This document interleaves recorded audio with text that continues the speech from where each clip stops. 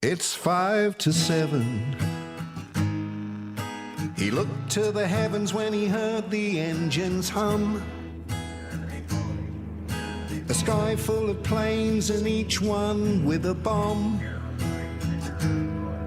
And they're gonna wanna drop them on someone.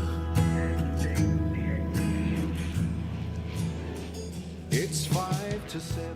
Well, here we are, our first episode of Islands at War on Gnet Radio, here in January of 2025. Happy New Year to you. I'm joined by Nick, of course. Happy New Year, Keith. Happy New Year to all our listeners as well. Right. So, Nick, tell me, why are we doing December in January? That's a very good question. So there's two possibilities. Either we got slightly out of sync, or either we scheduled this deliberately because people would have a chance to reflect on how their Christmas just gone compared to what was going on for those poor people trapped in the Channel Islands during December 1941. Yeah, so for all of you that may or may not be attempting a New Year's resolution diet in the Channel Islands, nobody had a choice, really. Certainly not amongst the civilians. Well, yeah, there were differing experiences, which we'll come to in a wee while, between and some quite surprising ones actually between different families. Well, I'm going to go straight in with food, and we go to our historical correspondence. First of all, we go to Herbie Winterflood, who I remember. He was extracting nuggets of information from the Guernsey press, and he reports that from December the 8th, increases would be made in certain ration goods. So meat, doesn't specify what sort of meat it is, Nick, meat up an ounce a week, or 4 ounces for heavy workers. Sugar, an ounce a week, doubling up for children under 4 years of age. Flour is up by 2 ounces, and cooking fat for heavy workers could be up to 2 ounces. A ration of cocoa for each person of 1 ounce for people over 4 years of age. And people queuing up in the market for limpets. Yeah, you were starting from a very low base point as well, because your meat allowance was 4 ounces in the first place. So, those old, if you remember the old bird's eye burgers that you used to be able to get before everything became larger sized, that was your meat ration for a week. Yes, and we're not talking about high quality food either, are we? High quality meat or any produce was particularly low grade now. Yeah, the reason it says meat and not specific is it just depends on what they can get, basically. Yes, well, my mother was in London during the war, but I remember her telling me that she would often have to eat whale meat, but that would have been seen as a luxury over here, I think. And so, have you ever tried limpet, Nick? I can't because I'm allergic. You're allergic to shellfish. Well, yeah. I've seen limpet stew made and how it was made during the occupation. Doesn't look very appealing, and it might make your clothes smell a bit funny as well, because what some people used to do, because you had to tenderize the limpets, I've heard and seen in action a washing mangle being used to tenderize the limpets. Yeah, so I have tried it, to be honest, and you can see why McDonald's doesn't use it because it just tastes of nothing pleasant. They are a delicacy in some countries though. Yeah, I know, but so is dog in some countries as well. Perhaps not go down that one, although dogs do feature later in the episode. Also, what you could do, Nick, is if you had a bottle and a cork and some money, you could purchase tomato puree from the Guernsey Jam Company for just 3.5 old pennies per bottle. So yeah, this is one of the recurring things that perhaps people don't often think about in the occupation, but all those things you take for granted, like, being able to go and buy jam in a jar from the supermarket, or, just going and buying, tomato puree in a bottle. You had to take your own bottle back, because you frequently saw in the newspapers there were appeals from the likes of Larish and people like that saying you need to bring your bag back with you if you want to have a bag for your shopping, or you need to bring a basket, that sort of thing. Frequently the adverts said, jars urgently required for, if it was something that they had to package before you went to pick it up, please return your empty jars. That's yes, the original recycling. Yeah, in many ways enforced. Yeah. Also, then we return to Violet Carey. Violet Carey was, I suppose you could argue if we have aristocracy in the Channel Islands, Violet would have been near aristocracy. She lived not too far from the airport in the lanes, so a beautiful area. For those of you who know the island, it wouldn't have been too far from Richard Hume's wonderful occupation museum. She reports no Christmas pudding, as she couldn't get the ingredients, which, if someone as influential as Violet couldn't get the ingredients, and there wasn't much around. But she does report that her and her husband had chicken, broccoli, roast potatoes and treacle pudding for dinner. One day in the year, she says, I am not hungry. I feel like the Hounslow bus on a wet day, full up inside, which I thought was a lovely turn of phrase. Yeah. And she says it's a lovely feeling not to be hungry. I mean, that really focuses the mind, doesn't it? And I can't particularly think of a time that I was feeling particularly hungry during the year.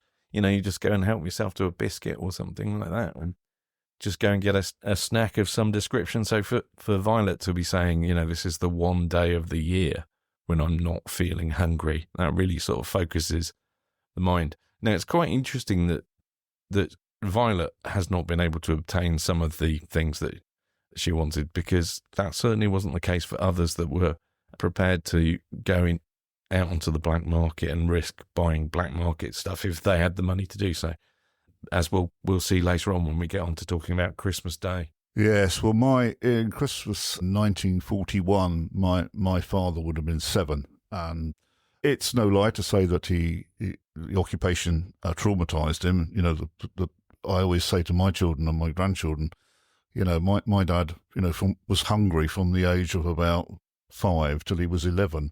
His father wasn't around to provide. He was in the Royal Navy. And in fact, Winterflood reports here that the Labour Office were advertising for housekeepers, cooks, ward maids, kitchen helps and charwomen for work for the German occupation. My grandmother had to get work. She had to provide for the family. And she used to do a charwoman shift for the Germans at the St Margaret's Lodge Hotel. Now, this is towards the airport. St Margaret Lodge, was that Luftwaffe territory? I can't remember what St Margaret's Lodge was used for, but yeah, heading towards Forest Road Garage. Yeah, so anyway, the point being is that she had to look after the rooms for the German officers. And 2 things I remember her talking about. She didn't talk about the occupation very much, but she did two things in connection with the St Margaret's Lodge and her job as being like a sort of hotel, a room cleaner, char lady, whatever you want to call it.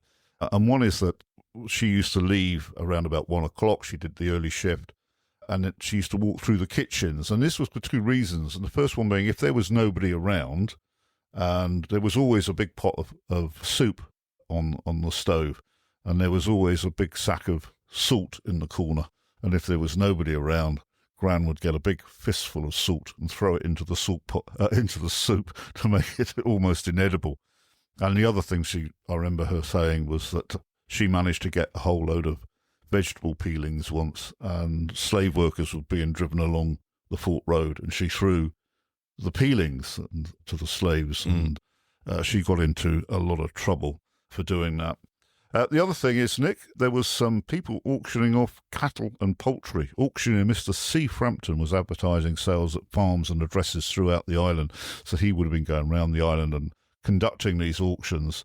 And as the Guernsey press reported that cows were fetching as much as £44. Now, I put that into the Bank of England calculator, and that is around £1,878 at today's value. And then you've got an indication of livestock sales in Jersey and a goose. Yeah, a goose went for the equivalent of £214. And things actually started getting so silly in terms of pricing and things like that, that it was decreed that all auctions of livestock should be put on hold, just to stop, people flogging off large quantities of livestock, which obviously if they all got sold off and eaten, you were going to have a real problem later on, because you weren't going to have any more to replace it. Yes, and of course it created an imbalance socially with people that were of let's say significant means, meant they could hoover up all of the good stuff as well. And the Germans were even bringing in cattle into Jersey and keeping them down by the Harbour and various other places. It would seem to keep them away from Jersey cows So obviously they were trying not to ruin the Jersey breed of not to cattle. dilute the bloodlines. So they from the evidence that I've read, it seems to have been they kept them in some fairly strange places, but also just seems to be to keep them away from a lot of the other cattle. Okay, also towards the end of the month, December 1941, we're discussing, tobacco was increased. There will be an increase in tobacco for 1 week only. This is in the week starting the 22nd of December. 20 cigarettes, or one ounce of tobacco, and 1 cigar. So that was the increase in tobacco. And also, Nick, the Germans relaxed the curfew, and it would be until 1 o'clock on Xmas and New Year's. Well, that would have been Christmas Day and New Year's Day. Yeah, just going back to the tobacco, one thing that I think was particularly unfair was that tobacco ration was for the men, and the poor old lady of the house who'd been, trying to conjure up a fantastic meal out of very scant supplies, having to go scavenging from them, whatever, got absolutely nothing as an extra ration. All right, so nice lunch, but no cigar. Yeah, I mean it's just shocking, really, isn't it? I guess it's just a sign of the times. But, I think there was that. Yeah, the change in the curfew, as we've talked about this a little bit before, it goes up and down like nobody's business. Sometimes changing 2 or 3 times in a month, just depending on what's been going on. Now, this was designed to allow people to get home from visiting friends because they didn't change the pub opening hours. Mostly because I suspect they didn't really want people getting drunk, but also they wouldn't have wanted, to encourage people to stay in the pub because they'd be drinking absolutely everything that was in the pub, and the pub would run out of supplies. And also again, in terms of the money supply, you wouldn't have wanted people going out and blasting all their money on drink at Christmas when, there were families to be provided for. Indeed. Christmas Eve, Christmas Day, Boxing Day, gas could be used until midnight. And on New Year's Eve, electricity could be used until midnight. And of course, certainly in my house in those days, when we renovated the house, we had to take out gas pipes and gas mantles and things. And in this very room, Nick, there were gas fittings. So gas was being used for heating and lighting as well as cooking. Yeah, absolutely. So very, very important commodity. And then this is a bit of a sad one. The Germans warned that dogs roaming the streets would be shot. Despite this order, loose dogs could be seen on a daily basis. We've got a diarist reporting. Yeah, so Ambrose Robin had not long moved. In fact, I think we reported that he'd moved in November 1941 into Berthlet Street. And he mentions in his diary that he frequently hears gunshots coming from the area of New Street, and that his neighbour's dog had gone missing, and he suspected that was probably what had happened to it, and also that he'd seen Germans taking the odd pod shot at dogs in Cambridge Park. Yeah, it's very sad, poor little doggies. But also, Nick, we turn to Reverend Ord, and he's voicing concerns about the huge lorries and tractors being used to transport war material to the fortification sites, because now the Atlantic Wall was well underway here in the Channel Islands, and these tractors and lorries were, he's reporting, very badly driven and causing civilian casualties. Lots of military activity going on. Yeah, there was lots of activity going on, as we spoke about in the November and October editions. The fortification order had been given in October 1941. Fritz Todd had been here in November to start planning the fortifications. Obviously, some had already been planned already. There were lots of Germans coming and going, so that there were Germans actually being inoculated and given medicals, which I find quite strange, given that they were basically being fed into a meat grinder in Eastern Europe. But so there were Germans coming and going. The major problem was that there was a lot of work being done. So we've got I think he's probably alluding to the barrels, etc., for the Mirus Battery, which were 51 tons just for the barrel alone, not including the breech and everything else. And It coincidentally had a range of about 51 kilometres as well. These giant gun barrels were towed using 4 half-tracks. So if you know what a half-track looks like, they basically linked up 4 of those. And then I think it was a 16 or 24-wheel carriage that they put them on. If you've ever wondered why the road, if you're from Guernsey or visited Guernsey, if you've ever wondered why the road's quite so wide at the Villeroy, at the traffic lights there, it's because they had to widen the road to be able to get those through. And that's quite common in quite a few places. Now, the problem is, as we've mentioned before, and as Ord mentions here, there was some not very good driving going on by the German troops that were here. If you read any of the old Guernsey presses, lots of reports of accidents where people have been involved in German lorries that haven't stopped, or German lorries that have gone out of control and crashed into buildings, people, various other things. Sadly, a 6-year-old girl was crushed at the Villeroy by one of these vehicles that was towing the Mirus guns. I've got quite a lot of photographs that we can share, actually. I'll put a link into the show notes. So if anybody wants to look at the show notes, I'll put a link to some of the photos and some of the articles that we're going to talk about. Yeah, so can we just sort of talk a little bit about the Mirus Battery? Mirus or Mirus? I think the jury's out on that one. Yeah. Can you just give people a sort of an indication? Because we know, we take it for granted when someone mentions Mirus, we know exactly what it is, but it was a huge battery, and I think the gun's provenance was Russian, and it was. Was there, I mean, we know it was a huge installation. Was there an equivalent of that size in Jersey at all? No, there wasn't. And why was it placed on Guernsey? So it was.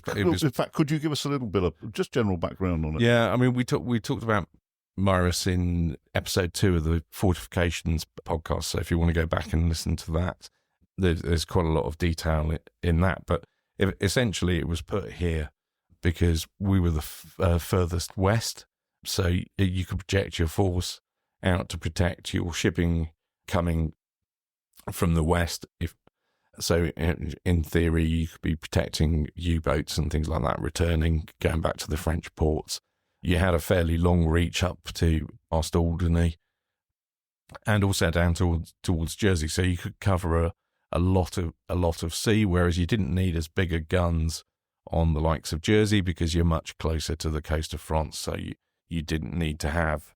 And was Mirus Battery Wehrmacht or Kriegsmarine? Kriegsmarine. Yes, naval guns. Yeah.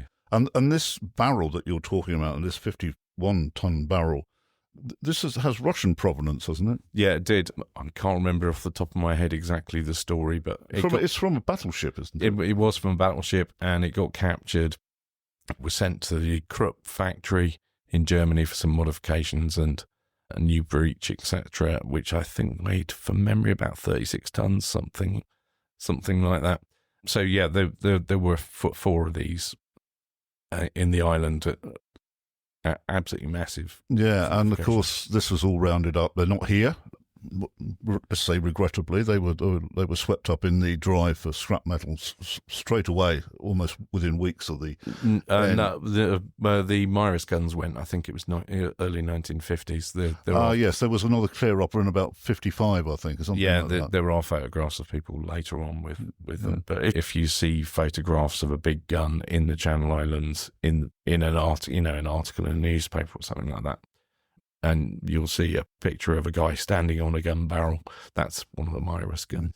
Yes, and nonetheless, if you're planning to come to Guernsey in 2025, it's the 80th anniversary of the liberation of the island. We're expecting lots of people to come over and not so much celebrate, but commemorate the liberation. And of course, if you do, you can get hold of us here, and we'd be only too pleased to see you. But there is a lot here still to see. We talk about things being taken away, but there is lots. And there is Mirus Battery tours, etc. Our good friend Tim Osborne takes an excellent tour around there, and Amanda. Yeah. And in fact, so do I. Guernsey walking tours. There we go. Not so much Mirus, but and of course, well, you'll be updating us with some of your news on the tour front going forward this year. Okay, right. I'd like to talk about Nakfus now, who he was, and these measures against the German citizens in the islands, because we're in a point now that Pearl Harbour has occurred. Yeah, so he's a fat little German. We talked about him in the last episode, in the November 41 episode. So a rotund German with a monocle or glasses, depending on the archetype. Yeah, exactly, and not very well liked by anybody from all accounts, who seem to take great joy in inflicting misery on people. So Pearl Harbour had happened. And the first thing that they did, I mean, it took them a couple of weeks, but an order came out which basically said that all American citizens had to, A, register, and B, they had to report weekly, which went on until June 1942, actually. So they had to report weekly to the constables, and the constables had to report to the Feldkommandantur. Yes, the Dame of Sark, her husband, was American. Yes. Mr. Hathaway. Yep. And of course, well, as we go into 42, we're talking about the deportations. This is much later in our year as we go through this. So Americans had to, I don't know if there were too many on the island. I'm not sure how many were in Guernsey. Actually, I've not looked. There were a fair few in Jersey. As you mentioned, they end up getting deported as time goes on. Okay, again, unpublished diarist Ambrose Robin talks about the local optimism, because I think Churchill gone over to America after Pearl Harbor. This is actually just before. No, that's just before. So this was optimism before Pearl Harbor. This was actually the day before Pearl Harbor. And Churchill had given a speech in the House of Commons a few days prior to this, that the Channel Islands would be released at an early date, which Robin puts 4 question marks after that and says, I've yet to find a person who actually heard this announcement. So this is a rumour that's going around. I do know that some of the German officers here expect all German troops will leave the island early next year, Japan or no Japan. These being of the old military school, which believes that Germany is doomed and has already lost the war on Russia. So the speech that they're referring to is pre Pearl Harbor, but this is him recording that fact that had happened, but also the second half of his entry as well. You know, Japan, Pearl Harbor's happened, but you know the gist of it seems to be they're not very impressed. The Germans aren't very impressed, the officers, with the Japanese in any case. Yeah, and also Ord notes that following Pearl Harbor, he notes that there is less hope now that there will be an early release of the island. So he's a pragmatist. He'd been quite optimistic in his diary entries earlier on in the month, thinking that maybe it won't be too long before we get released. But then this really puts a dampener on it for him, particularly with the news of the sinking of the Prince of Wales and Repulse off the Malayan coast. That makes him feel even more depressed about the whole thing. For those that don't know, there's 2 battleships that went to sea without air cover and got sunk by a torpedo bomber. Ord finishes off his note by saying he thinks it's going to be at least another 2 years. So he's actually, being practical about the whole situation, and rather sadly, although he doesn't doubt ultimate victory, he does note in his diary that there are many of those alive at the moment that this is effectively sentenced to death. Yeah, well, that came to be true. I mean, didn't it? When you look at the period that from the end of 41 through to eventual liberation was a long time. And he also, because people still have radios. Yep, up until June 42. Yeah, and there was a mixture, I suppose, of some optimism. For example, the Germans were getting bogged down on the Eastern Front. But also, in this period, we lost the Prince of Wales and the Repulse. Yes, yeah, which we just talked about. Now, the Robin has something else to say on the matter, which is perhaps slightly different to the pessimism or realism, whichever view you want to take on Ord's thing there, where he talks about having spoken to Lieutenant Goitman, Goitman's an interesting character, so Sonderführer Kurt Goitman. He was the censor appointed on the 27th of January 1941. Now, this is slightly confusing because quite a few of the books say he was appointed in 1942. But Frank Foller, who was the editor at the press and had to deal with him on a daily basis, has him down as 1941. And he should know because this diary is basically talking about all through 41 having to deal with this chap. And he's quite an interesting guy. Now, Robin notes that Lieutenant Goitman, Dr. Goebbels' chief representative in Guernsey, expects that Japan will be knocked out pretty quickly. Berlin has apparently not got a very high opinion of Japanese capabilities to alter the course of events, and this would indicate that a complete crash of the German armies on the Russian front at an early date. So he's not actually, if Goitman's going around saying that to people, obviously he's not saying that to everybody. That's quite interesting that he's taken that view. Now, Goitman is a strange character. He actually ends up in prison with Frank Foller later on in the war, and we'll talk about that because he gets into a lot of bother. He'd actually gone to university in England, spent quite a bit of time in England, and he was a big fan of English culture and things like that, which is part of what his downfall is. But he got up to a bit of mischief stroke propaganda in December 1941 because Frank Foller had asked the Reverend T. Hartley Jackson, who was the Stephen's Church at the time, to write a Christmas message to the people of the island, which he was only too glad to do. You know, very well respected vicar. He was quite pleased to do this, but Goitman took his, quite inoffensive, just polite Christian article, and Goitman changed it to the recognition that Christ was born into the world to save the world and to bring peace on earth is the need of the world, was the original text. And the last few words, Goitman changed it to, is the need of Britain and her Jewish and Bolshevik allies. So you can imagine, he insists, Frank Foller protested greatly about this, and he was absolutely furious and was refusing to print it, but was forced to print it by Goitman. Now, you can imagine the vicar's reaction when he saw this in the Guernsey press. Not a happy man. No, well, the Germans, as you say, they'd inserted political propaganda into a Christian message. Yeah, absolutely. So the vicar, unsurprisingly, was not a happy man, and he said actually quite a lot from the pulpit on Christmas Day, explaining the situation and how this had arisen. Now, fortunately, none of the congregation were German, or if they were, they didn't do anything about it, but he could have got into a lot of trouble for that. Yes, and of course this is St. Stephen's Church, and St. Stephen's Church is just in the suburbs of St. Peter Port, and there were quite a lot of German officers billeted in that area who would have gone to St. Stephen's. I'm thinking of the Kriegsmarine. Potentially, yeah. But quite a few of them went to Ebenezer. Which is Methodist. Yes, yeah. St. Stephen's is especially called Church of England.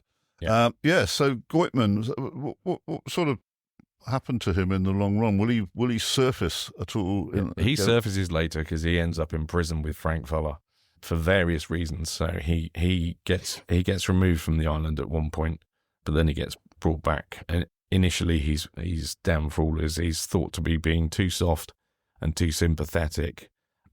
Foller actually mentions in his book The Silent War that Goitman perhaps isn't the worst of the censors to deal with, and he doesn't like it very much when he goes away on leave because he gets a couple of his more junior officers who are perhaps a bit more of a pain in the neck.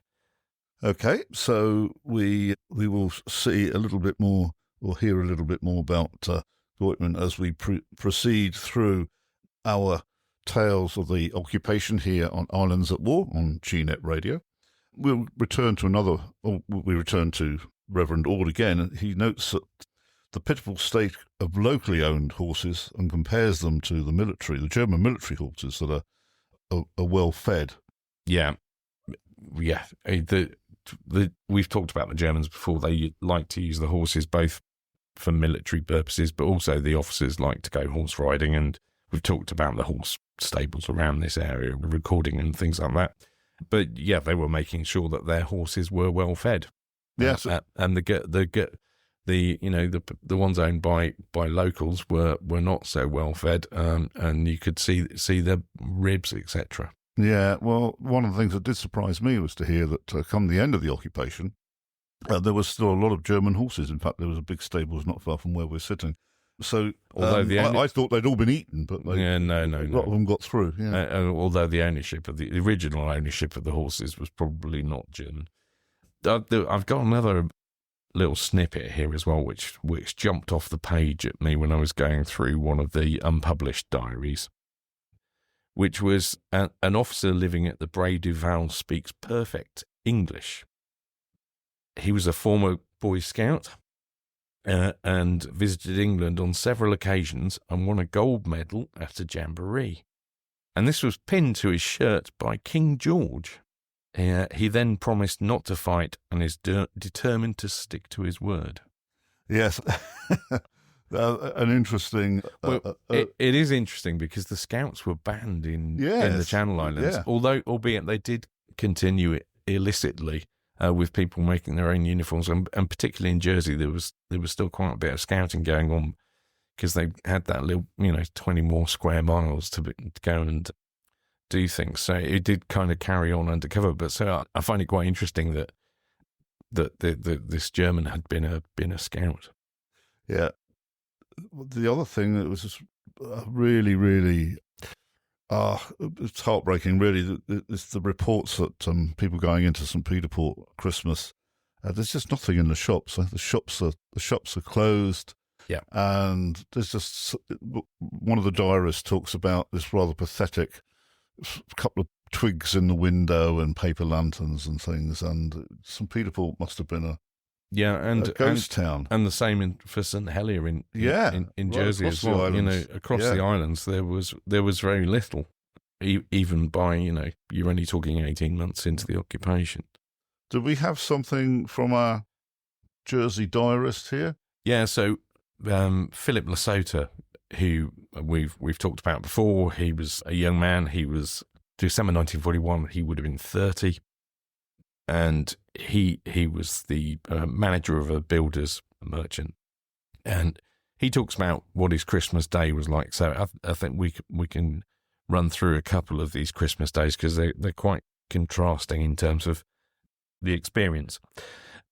And he records that with the aid of a pig, which so aptly died. Now he wasn't averse to doing a bit of black market buying. He'd go and buy it. He's quite a character, quite a savvy guy. Yeah, absolutely. And he's clearly just doing the best to get by. He said they'd not fared too badly in the grub line, and that Mum even managed to conjure up Christmas pudding of sorts. And altogether that we did a lot better than we might have for a second occupations. And he notes that, things like sweets and fruit were markedly absent, although walnuts were available and some school children had been given a few sweets. Now, the other bit that is worth a mention, and hopefully you didn't have any unwelcome guests around your Christmas dinner table, but of course a lot of Germans were billeted on local families, and Lesota notes that they had the doubtful pleasure of being fellow guests with a German corporal. And he says, I can't say I was pleased about it, but leaving aside his prejudice against the uniform, he didn't seem such a bad sort of fellow. And they managed to carry out a conversation of sorts with a bit of mimicry, etc., and make themselves understood. And he said he seemed like a particularly good-tempered chap, so they were able to discuss the bigger aspects of the war quite peaceably. Yes, he says he's definitely pro-Hitler, and we'll talk about the considerable improvements in conditions in Germany since 1933. But of course, young men at this stage, people that would have been, let's say, in their 20s or 30s, the combatants that were here, they were conditioned into this, and also would have been almost unconsciously just parroting the party line, because obviously... Well, he'd have had 8 years of propaganda by that point. Yeah. He says that this German corporal, blames England for starting a war over Poland, and it wasn't worth fighting for, etc. And then Lesotho said, I, of course, acted as the Ministry of Information against his Goebbels tactics, but we neither succeeded in convincing the other. But he did say that, normally this could have led to something unpleasant happening, because, could have reported him if it hadn't been for the fact this chap was quite of a reasonable temper. So he said they finished up possibly more friendly than they'd started. Yes, and one of the things that stands out to me in this very, very well-written diary entry was the fact that the German combatant regarded those in the east of Europe to be, I think the word is a little better than savages, and certainly not worth fighting over. But of course, yeah, they again, were fighting.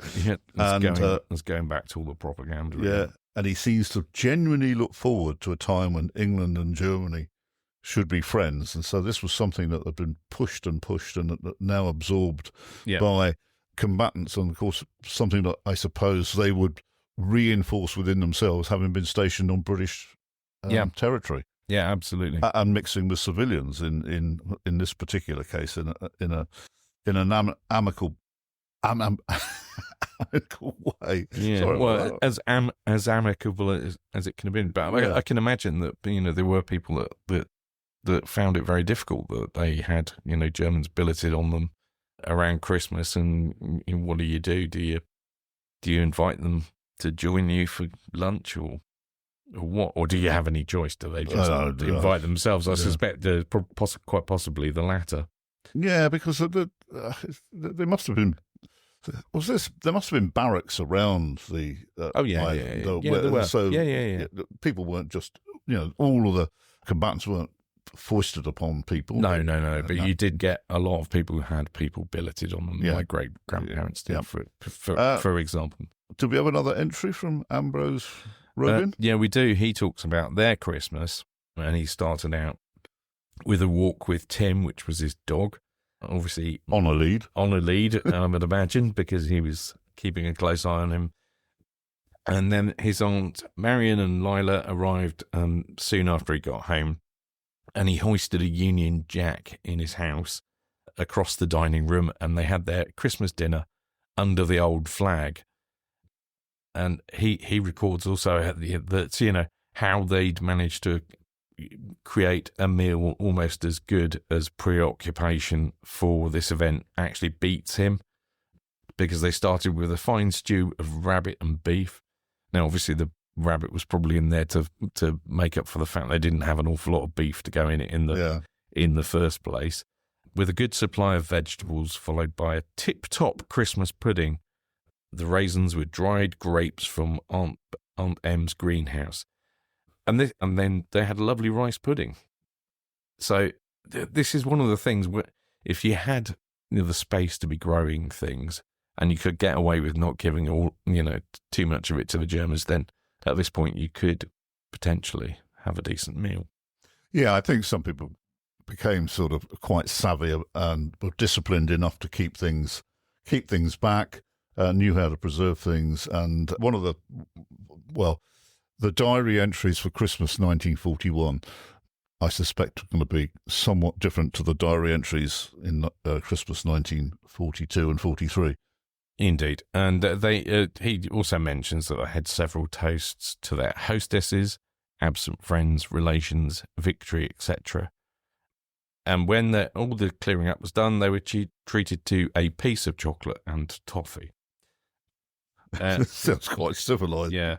And they like many had listened to the broadcast of the Channel Islands, which was, it was broadcast to Channel Islanders on Christmas Day, which was from 11:40 till 12 o'clock. And the reason I make the distinction between a broadcast to the Channel Islands and a broadcast to Channel Islanders was that the British government were very acutely aware that if they made a direct broadcast, any form of direct broadcasts to the Channel Islands, and this is something you see the people complaining about quite a lot in diaries or in intelligence reports when they're being interrogated when they've escaped to the UK, is that they whinge about there were no BBC programmes for the Channel Islands. So not like the radio services that, went to for aimed at the French, etc. And the reason for this was the government were acutely aware that Channel Islands, very small islands, very easy for the Germans to take out their anger if there was something in a broadcast, or to suspect that those broadcasts are being used to pass coded messages, etc., to a form of resistance or whatever, or it was going to cause trouble. So they didn't really want to do that. So instead, now this only happened in December of each year, from what I can tell. They had a broadcast for all Channel Islanders, so wherever they were. So not, they were talking, for the people that had been evacuated, for those in the forces, that sort of stuff. And it was broadcast on the Home Service and also on the Forces Radio, etc. Yes, because Channel Islanders were in the forces were widespread. They were, they were out in India, they were out in Malaya and Hong Kong, and of course with the Japanese starting to make their moves. I know that Violet Carey talks about her son. I think he was in India. My grandfather at this time, he was in the Mediterranean, and excuse me. One of the things as we move towards 1942 is I'd like to sort of bring in as much as we can from people that were living in the UK at the time. They were getting far more organised. We'll start to talk about that I've got a few bits on that now, actually, to do with Christmas. So this is people that Channel Islanders that have been evacuated. Yeah. So you see quite a lot of these if you look at the newspaper archives, the British newspaper archives. There were various regional societies of Channel Islanders that were formed. There was a Channel Islands Refugee Committee, which was to look after the interests of those Channel Islanders, etc. But there are a number of accounts in December 1941. In particular, there's one from a Bath newspaper saying, "Not to worry, Santa Claus found the Channel Islands children," and it gives an account of what happened for them. They got a nice party, which was paid for by the local church. They'd had some special collections in the run up to Christmas, and managed to put on a party for those children.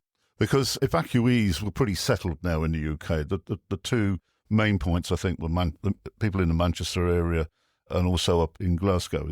That's and various other places as well. People gravitated as well towards where their family were as well. So there was quite a reasonable sized community around Bath, that sort of area. Quite a few around Plymouth, which perhaps wasn't initially where people would think of going because of the risk of being bombed. But yeah, a lot of people were up north or in Scotland.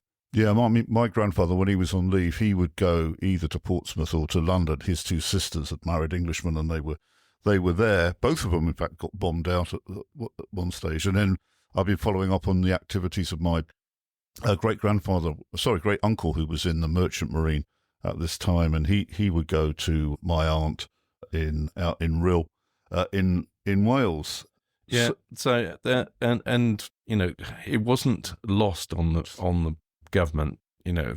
What were conditions like in the Channel Islands, because they had very little information at this point. And questions were asked in the House of Commons, and the Secretary of State for Foreign Affairs is having to reply to the House that what were they like. They were very careful what they said, because obviously they didn't want all of the people that had been evacuated that were listening to go, oh my God, they're all starving to death. And that was basically, they restricted themselves to saying, that's not quite true. The conditions are bleak, but they're not that bleak. And of course, the only bit of information that was current in December 1941 that they had really was Dennis Vibert, who escaped from Jersey. was really the only sort of information that they had firsthand in terms of what things were like. So, that people were going short of necessary things like soap, salt, leather, and so on. And that, tailors were buying up people's clothes to try and make them into new clothes. Shoes were already being sold with wood, and that clogs had become fashionable, and that fabulous sums were being paid for tobacco and sugar. So, and then we talk about the lack of coal and things like that. But in the statements, if you look at Hansard, the statements in Parliament are very much, it's not as bad as in some of the other occupied countries. So there is that as well. Yeah, well, we in our next episode, well, in fact, we've got a special coming up, which we'll explain a little bit in a minute. But when we get beyond that special, we will be, of course, talking about January 1942. And January 1942, or 1942, there's a lot of content going to emerge. We've got the deportees. We also got Louis Guillemet's diary, I think. Does that come on? Yeah, that comes into... He writes an initial entry at the start of 1942, but then it kicks in proper on the 27th of April 1942. I know that because I was looking at it earlier for something else. Yes. That one kicks in then. There's a few more bits and pieces start appearing in English newspapers as well, which I've got access to. Well, Louis Guillemet's diary, which we will be referencing during Meander Through 1942, the People's Messenger, I think he's... Yep. And just in case she's listening, Louis' daughter, Josie, has not been well recently, but I believe she's on the mend, so we'd like to send Happy New Year wishes to Josie. Also, people have stopped me in the street and said, you're putting a lot more Jersey content in, and that's deliberate. We've got some listeners in Jersey. Absolutely. I struggled a little bit to find Jersey content, so that's why we've not had quite so much in this December episode, apart from, obviously, Phil Lesota. But, yeah, it's worth mentioning there's more activity going on with the RAF. Again, Jersey would probably be quite jealous. If you listen to the last episode, we had accounts of the fact that Jersey was really quite jealous of the fact that we were getting bombed more here in Guernsey by the RAF than they were, which is an unusual complaint to have. But there's a bombing raid on some people at Harbour, which we can talk about, which is January 1942. And anybody listening in Jersey that does have access to published diaries, unpublished diaries, anything that gives us an insight to the life on the other island, we would welcome very much, wouldn't we, Nick? Absolutely. I'm always interested to get new information. Yeah. People can get hold of us on occupied@gnetradio.com. We always look forward to receiving messages, which we do from people, and people have been very, very kind on that. The next programme, I just want to talk a little about it. I'll be producing and taking a back seat. Nick, you'll be in conversation with Jan Markey. I will be indeed. So for those of you who don't know Jan, he is fluent in Guernsey, the local language, runs lessons on it. He's also a tour guide, very, very knowledgeable chap, and he's going to come in and have a chat. We've already come up with a plan on what we're going to talk about, but obviously during his time, just to give you a bit of a preview during his time with talking to people for his interviews about the local language and things like that. He's been doing that for quite a long time, and he's obviously been talking to people, and they've talked about occupation memories and things like that. So we're going to talk about that. We're also going to talk a little bit about our German that was fluent in Guernsey. Yes. So we'll have a little bit. We'll revisit that. Yeah, revisit that chat. And will we have a snatch of conversation in Guernsey between the two of you? Because I can't speak it at all. But as Nick says, Jan is fluent, and you're proficient, aren't you? We'll see how proficient. We'll see how proficient I am. I'm well out of practice. I think that's part of my problem. But no, I did a few years back and get lessons from Jan purely because I was interested in understanding. Yeah. There was it still wasn't that uncommon that there'd be people who would hold conversations in it, and being quite not nosy, just interested in what's going on. It was, if you're out at Torterville and whatever, and there's people having a conversation, it's... Yeah, when Nick says Torterville is still regarded really as being in the sticks even today, and it was really quite remote during the occupation. We'll certainly get Jan to talk a little in patois to give people out there an indication of what our local patois, our local language, sounded like. Of course, it's Norman French-based. So we've got that to look forward to. So we'll be recording that in a week's time. So that will go out as a special. And then we'll be looking at 1942 in detail. And we have a plan, Nick, to synchronise Christmas 2025 with Christmas 1943. We do. So we've got a lot to get through in this coming year. And we've been going... nearly a year? Did we? February. So, yeah. We've been absolutely overwhelmed by the support that this podcast has had. We thought we might have a few hundred people from time to time tuning in, but our latest statistics are really quite impressive. We're past 7,700 and something downloads now. So, yeah, I'm absolutely amazed. And more people, I can see from the stats, more and more people are starting at the beginning. So we're picking up more and more people that are listening to that, and also great listener numbers on the Boxing Day special we put out, which is where I talked to my friend Kerry, who came over from Wales, and talked about what he thought about what he saw in his whistle stop indoctrination into the ways of what the joys of concrete. What happened? Oh, you couldn't keep him off the concrete. Good Lord, he's like a mountain goat. He was like, oh, what's over here? Oh, can I go and have a look in there? But like I say, 2025 is the 80th anniversary of the liberation of these islands from the German occupying forces. And please, if you're thinking of coming over certainly to Guernsey, then make yourselves known to us, because we'd be only too glad to see you and take you around some of the sites. I myself run Guernsey walking tours. We'll be putting on a lot of walking tours to do with the occupation and the liberation, and you can go to my website, www.guernseywalkingtours.com. This afternoon I'll be even updating the site, so I'll have some proper dates on. So, and Nick, yourself, you're qualifying as a tour guide. Yeah, I'm working on it at the moment, so I've got the second part of that starts towards the end of this month. But as we've mentioned previously, I have worked with other tour guides just to go along and provide some information as we go along the tour. So I'm actually working on one which I'm going to be helping Joe May of Joe May Tours with. We're going to put something in for the Spring Walking Festival, which is unsurprisingly occupation themed. Although I'm going to be on the BBC towards the end of January, and I'm not talking about the occupation. I'm talking about history, but not the occupation. So, that's a bit of a shock for everybody. By the time this has gone out, I'd have been on the BBC as well, talking about Muratti, which is the interinsular football matches from 1905 up to the Second World War. I mean, some of those games played between Guernseymen and Jerseymen and ordinary people and possibly Sark people in the war in the UK will feature very soon on this podcast. And some in Germany. Yeah, and yes, indeed, some in Germany. Okay, how's the blog going on? Yeah, I haven't had too much time to be blogging at the moment, to be fair. Too much effort going into the book as deadline is looming at the moment.